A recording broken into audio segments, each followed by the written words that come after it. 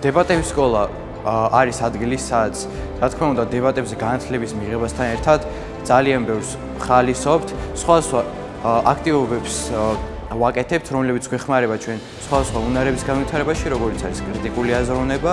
დებატების სკოლაში მოხვედრა 3 წლის მანძილზე ვცდილობდი, მესამე მცდელობაზე გამომივიდა და ეს იყო ერთადერთი მკაფიო მაგალითი, რომ მცდელობა არასდროს უნდა შეწყვიტოს ადამიანმა.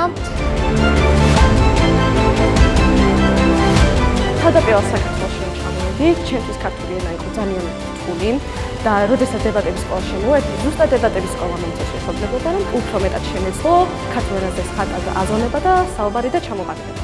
დებატების სკოლა ანვითარებს ისეთ უნარებს, რაც ყოველდღიურად ეხმარება ადამიანს. ესეთი არის მოსმენა, დათმობაზე სწორად წასვლა და თუნდაც ინფორმაციის სწორად გაცხრილვა.